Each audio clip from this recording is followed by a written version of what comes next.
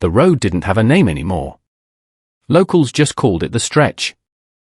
Highway 61 cut through the outskirts of Greyhaven like a scar that never healed, 30 miles of cracked asphalt, abandoned diners, and pine forests so thick it swallowed sound. Mile marker 17 sat at the loneliest point of all, where cell service dropped to nothing and even the wind seemed hesitant to pass through. That was where they found the body. Sheriff Daniel Cross was halfway through his third cup of burnt coffee when the radio crackled to life. Unit 1, possible 10 to 54 at Highway 61, near mile marker 17. Daniel froze. Mile marker 17 again. Say that again, he muttered. Unidentified female. State trooper reports signs of violence. Daniel stood, grabbed his jacket, and headed for the door. He didn't bother asking for details. There were never details when mile marker 17 was involved, only bad news and worse memories. The drive took 27 minutes. Too long to think, too short to forget. Fog rolled across the highway in low sheets, blurring the trees into crooked shadows. Daniel slowed as the green and white marker came into view. 17. Paint chipped. Bullet hole near the base. No one ever fixed it. Red and blue lights bled into the fog. State Trooper Ellis stood near the tree line, jaw tight, arms crossed. "Morning, Sheriff," he said, voice flat. Daniel nodded. "What have we got?" Ellis gestured with his chin. She lay face up in the dirt, half hidden by dead leaves. Early 30s, maybe. Dark hair matted with blood. Her throat had been cut clean, surgical. No hesitation marks. No struggle nearby. This wasn't random, Daniel said quietly. No, Ellis agreed. And she wasn't dumped. Tire tracks don't match a pull-off. She walked here.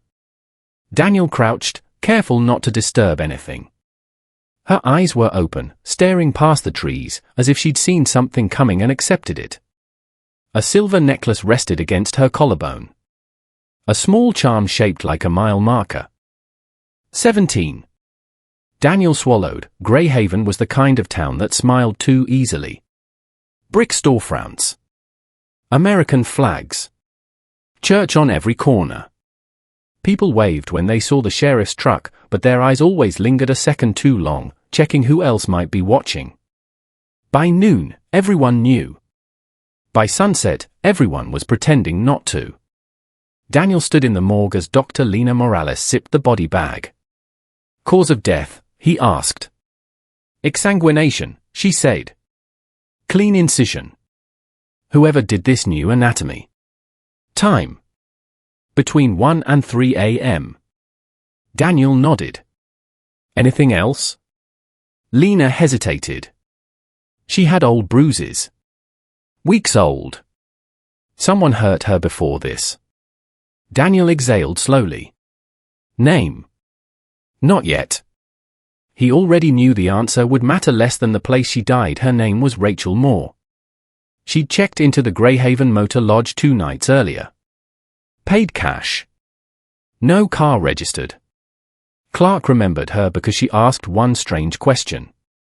How far is mile marker 17? Daniel watched the motel security footage.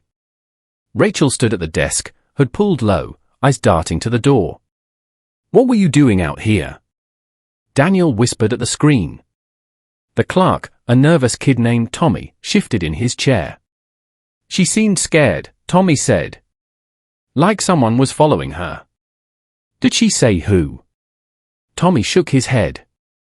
"Just said, they don't let you leave." Daniel turned slowly. "Who's they?" Tommy swallowed. "I didn't ask." That was Greyhaven's favorite sin. Daniel drove home after midnight, the house dark and quiet. His wife had left 3 years ago. Said the town was poisoning him. She wasn't wrong. He poured a drink and opened the old case file he kept hidden beneath the floorboard. 1998. Missing persons. Location, mile marker 17.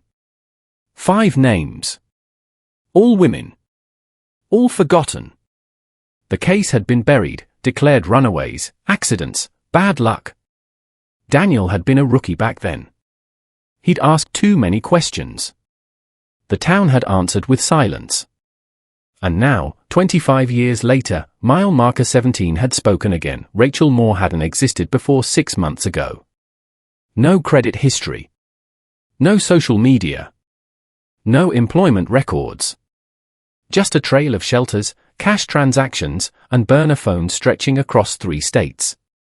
She was hiding, Deputy Karen Holt said, leaning against Daniel's desk. From someone rich, powerful, or both. Daniel stared at the map pinned to his wall. Red dots marked disappearances over decades. All near highways. All near forgotten places. What if Greyhaven isn't the destination? Karen continued. What if it's the origin? Daniel looked at her sharply. Say that again. Karen hesitated. What if whatever happened to those women started here, and followed them when they tried to leave?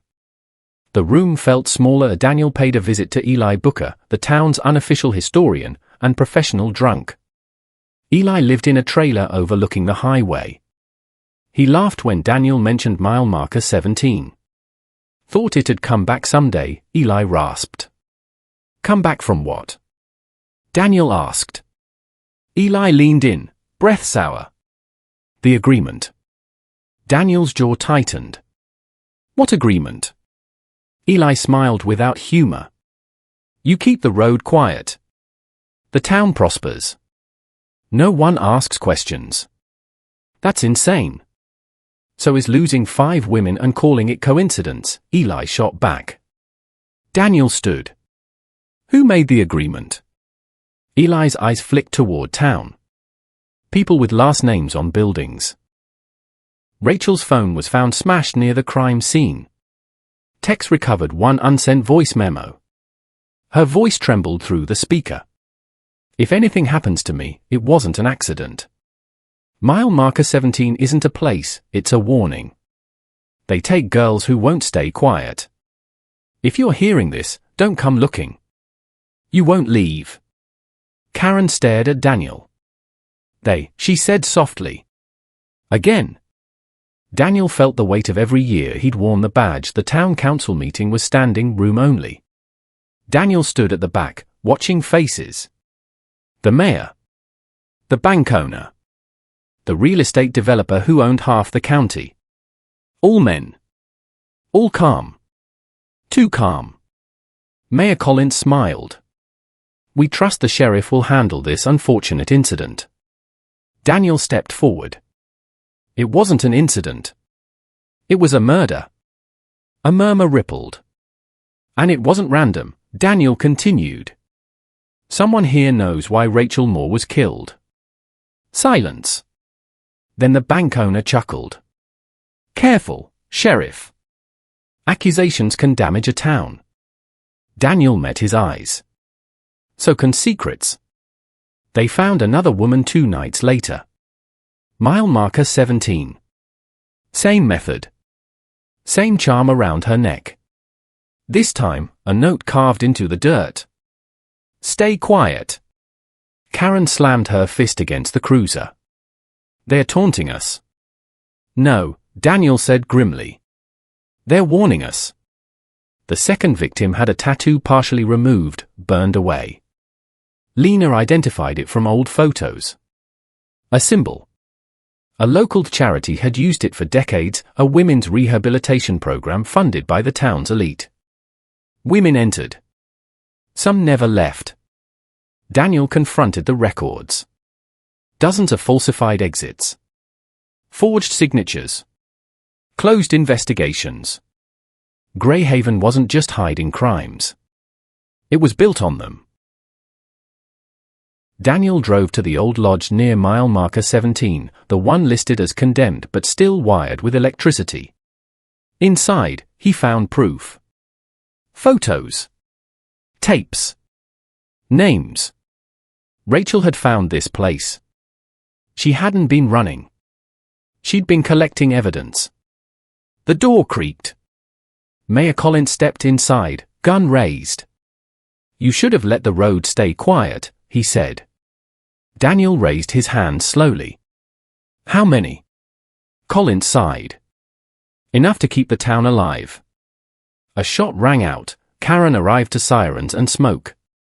Collins lay dead. Daniel sat on the floor, bleeding but alive. The evidence went public. Federal agents descended. Greyhaven's leaders fell like dominoes. The town watched, stunned. For the first time, mile marker 17 was just a number. Months later, Daniel stood by the highway as workers removed the old sign. A new one went up. Bright. Clean. No bullet holes. Karen joined him. Think it's over? Daniel looked down the road. No, he said. But it's finally been named. The wind passed through the trees. And for the first time in decades, it didn't feel like a warning.